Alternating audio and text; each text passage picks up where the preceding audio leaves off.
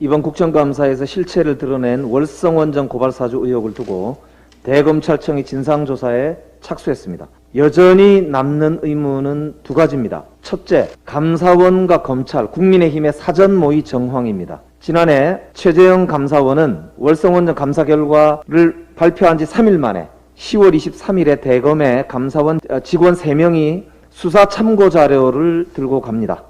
그런데 국민의힘은 그 전날 22일 저녁 때 갑자기 감사원 실무자 12명의 실명이 포함된 고발장을 서울지검이 아닌 대전지검에 접수합니다. 사전기관이 아니라면 도저히 알 수 없는 개인정보와 이름이 포함된 고발장이라는 점에서 사전 모의 의혹이 짙은 것입니다.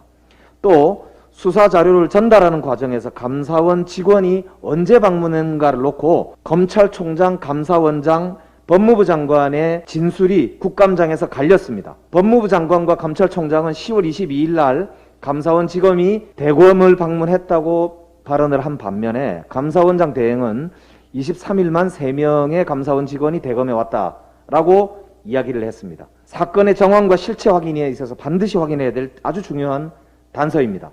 11월 2일 내일 최재해 감사원장 후보 인사청문회가 있습니다. 반드시 진실을 확인하여 다시는 이런 국기문란 사건이 없도록 만들어야 할 것입니다. 둘째 의혹은 고발장의 접수처가 대전지검이라는 것입니다. 국정감사가 한창 진행 중이었던 바쁜 시기에 국민의힘은 바로 지척에 있는 서울중앙지검이 아니라 대전지검에까지 가서 고발장을 접수했습니다. 이성윤 검사장이 있는 서울지검을 피해서 윤석열 총장의 측근인 이두봉 지검장이 있는 대전지검에 접수한 것으로 보입니다.